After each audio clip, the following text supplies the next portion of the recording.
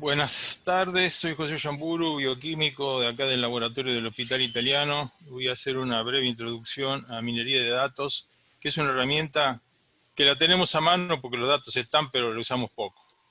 ¿Ahí se está viendo? Perfecto. Bueno, la minería de datos se refiere a la extracción de información, que a veces es predecible lo que uno puede buscar, pero de grandes bases de datos con el objetivo de extraer un conocimiento que sea útil y obviamente también utilizable. Y contribuye, como dice aquí claramente, a la toma de decisiones tácticas y estratégicas, cosa que tenemos evidencia diaria nosotros en nuestra vida diaria, cuando nos metemos en Netflix, cuando nos metemos en YouTube, donde sea. Pero acá en el laboratorio la cuestión es un poco distinta. Y proporciona un sentido automatizado para identificar información que es clave y que está oculta en todo el volumen de información que tenemos. Y está soportado por 3 tecnologías, básicamente recolección masiva de datos, que ya lo habíamos visto esto ayer, potentes computadoras con multiprocesadores y algoritmos de data mining. Obviamente de clasificación, de regresión, de segmentación, de asociación, de análisis de secuencias, o sea, todo un trabajo.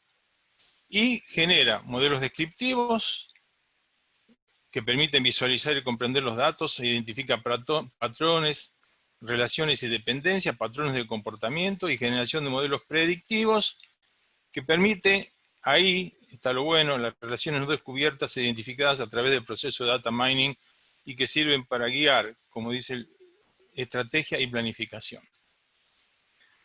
En el caso de nuestros laboratorios y aún en entorno modesto de recursos técnicos y de formación específica, es posible extraer información útil y es posible que nuestra base de datos solamente en nuestro laboratorio no sea suficiente dependiendo del tamaño del laboratorio, pero podría hacerlo si avanzamos en la conformación de una base de datos utilizable por la comunidad prestacional, cosa de lo que en general, especialmente los laboratorios de mediano o pequeño porte que están distribuidos por todo el país, están ausentes de esta realidad que genera la posibilidad de manejar un capital sin utilización. En este sentido, el doctor Ramón de Torres, con quien hemos tenido un microbiólogo de nota en la Argentina.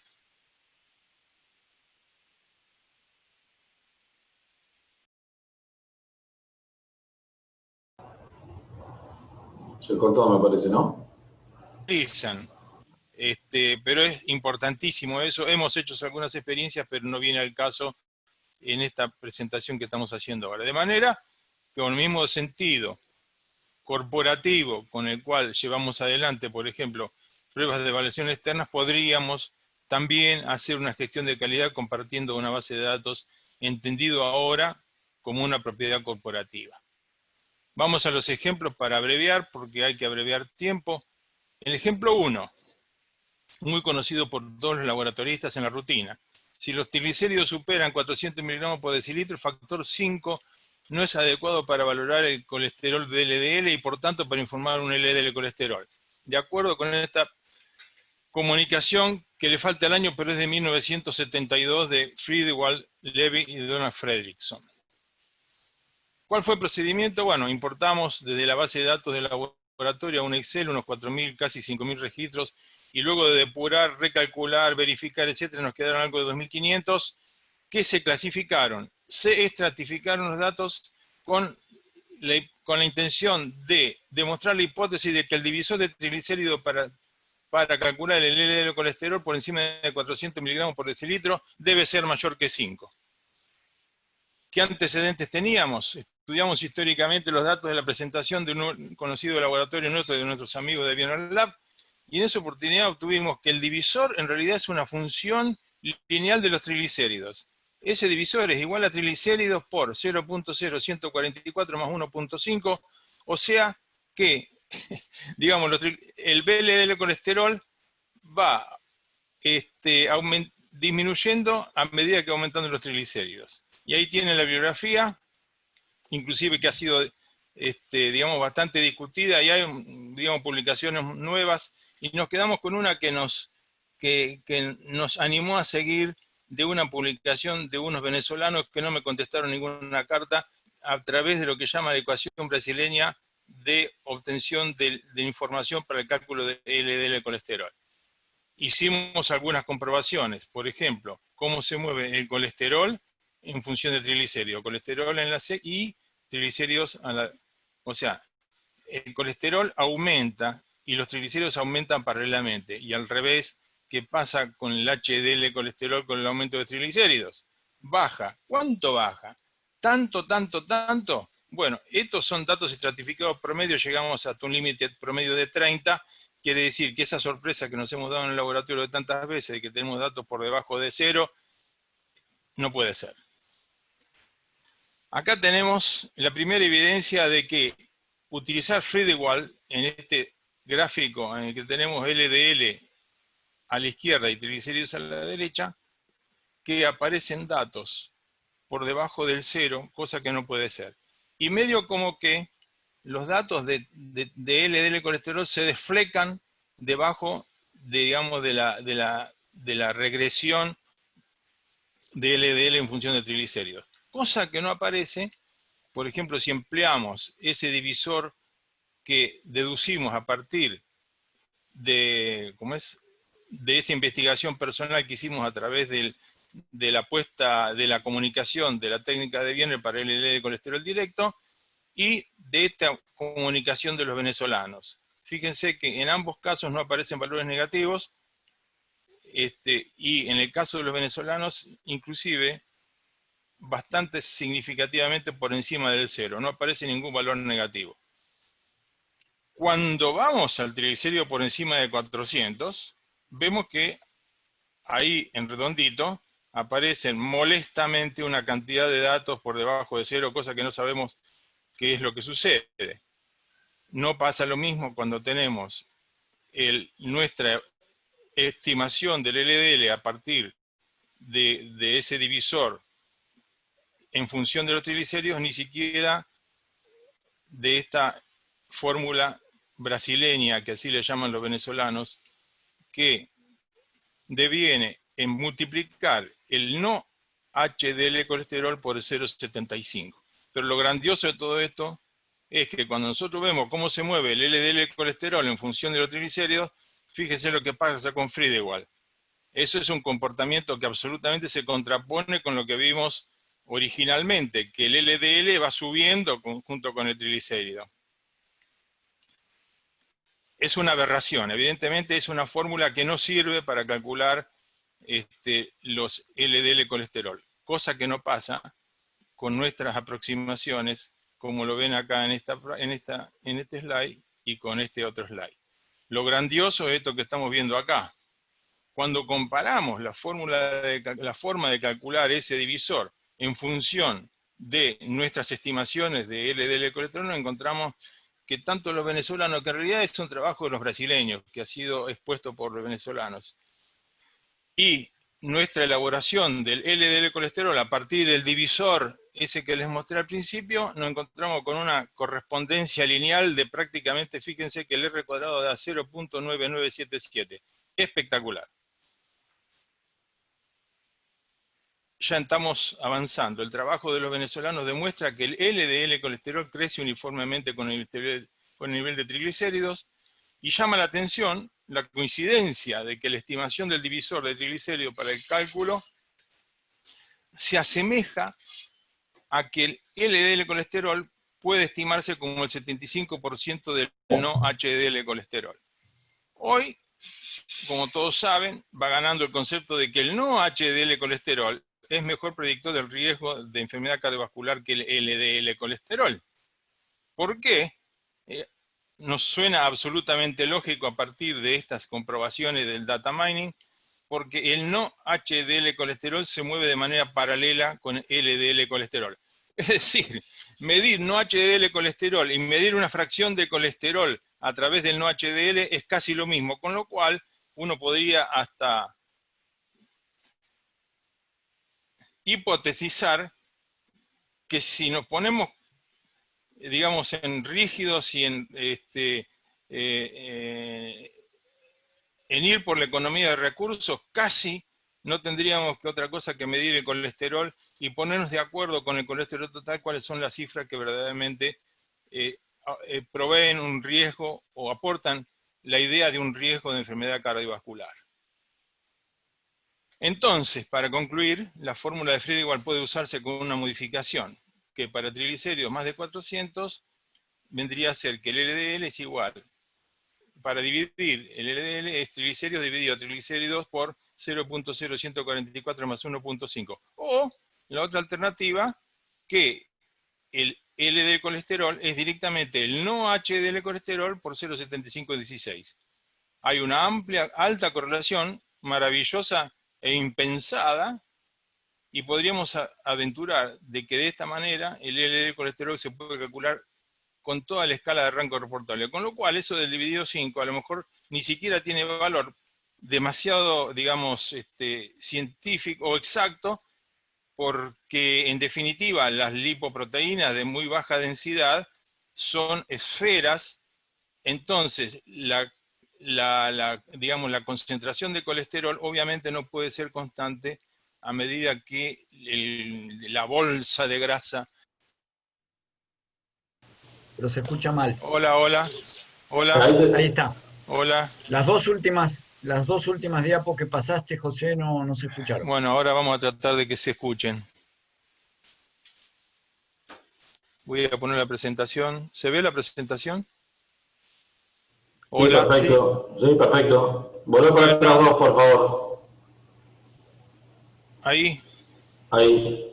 Entonces, decíamos que el trabajo de los venezolanos demuestra que el LDL colesterol crece uniformemente con el nivel de triglicéridos, y lo que interesa es resaltar la impensada verificación de que esa variación del factor de triglicéridos dependía del nivel de triglicéridos como una función de triglicéridos, se contrasta perfectamente con la estimación del colesterol como 75% del no HDL colesterol, lo cual es lógico porque en definitiva el no HDL colesterol se mueve paralelamente con el LDL colesterol. O sea, el LDL colesterol calculado de esta manera, hipotetizamos desde acá, es un trabajo que obviamente no lo pudimos terminar, pero con ganas lo seguiríamos, es directamente es un factor que se mueve con el nivel de triglicéridos, o directamente olvidarse de los triglicéridos.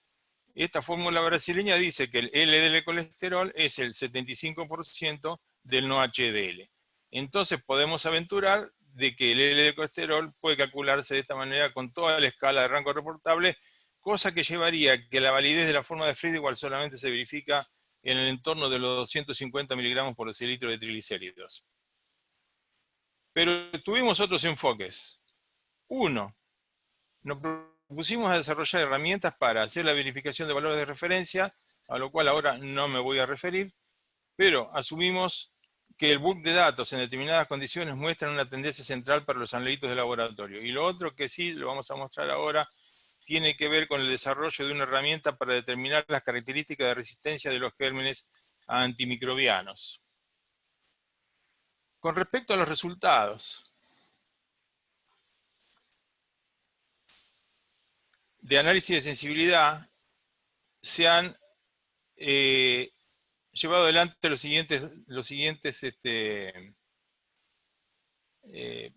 tareas: integración de datos, tanto del laboratorio de química o laboratorio no bacteriológico como de bacteriología, aplicando prácticas de integración sobre base de datos del año 2014, 2015, 2016 y 2017, entre todas las entidades que han intervenido en este proceso de selección de base de datos. Están los estudios, las pruebas que incluyen los estudios, los gérmenes, historias clínicas y episodios, los pacientes, las órdenes, o sea, los protocolos o pedidos, como decimos acá, los sectores, dónde son los pacientes, los sectores que haya ambulatorios, internados y detalle, las muestras que tienen tanto que ver en microbiología y otras alternativas más que tuvimos en cuenta.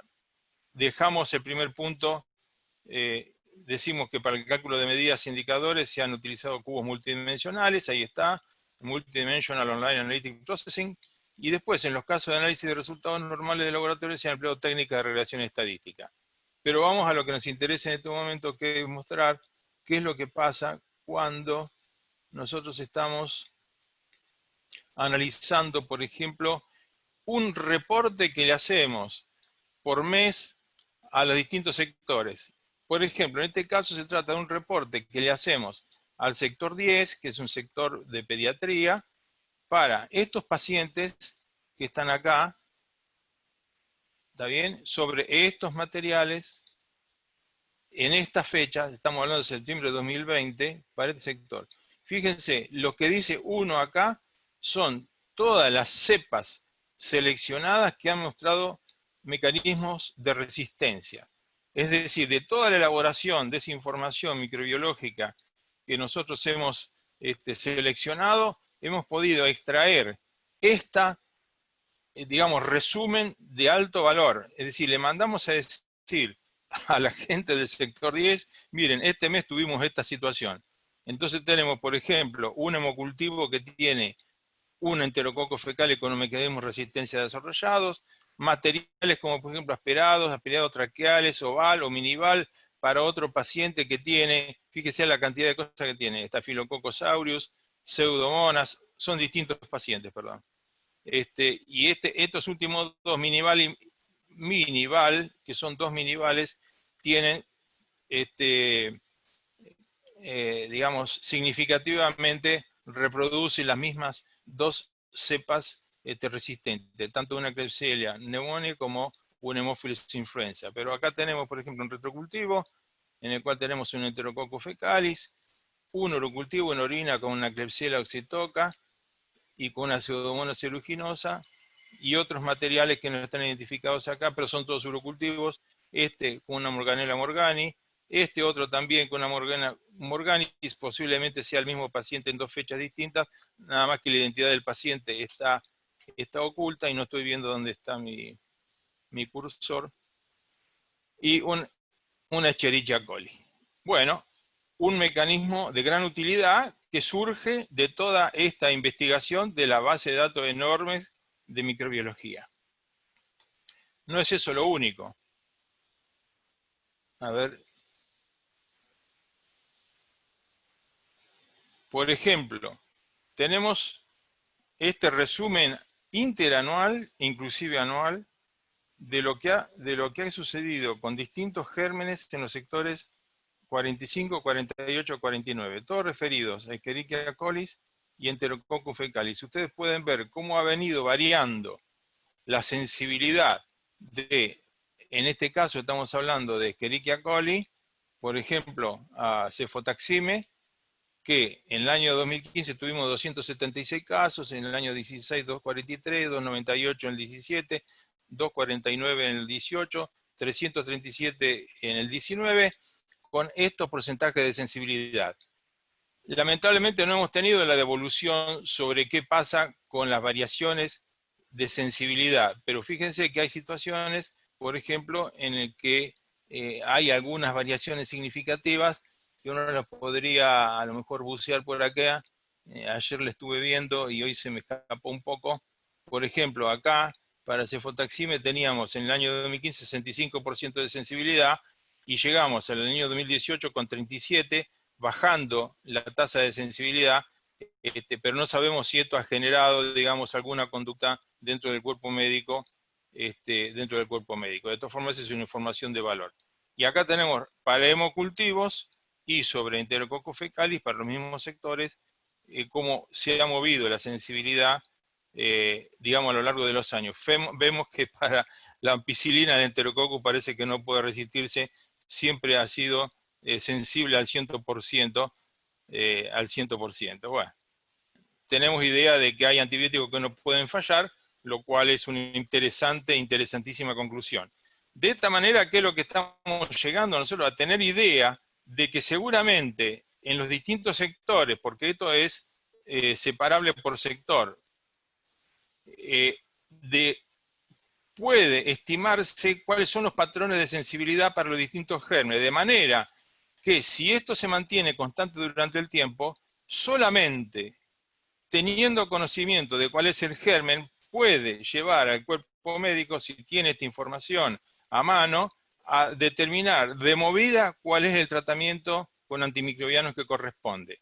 Mientras que nosotros seguimos haciendo las pruebas de sensibilidad y en ese caso podríamos ver si realmente se sigue confirmando el patrón de sensibilidad o aparece una resistencia nueva, que en cuyo caso, bueno, ¿qué es lo que hacemos?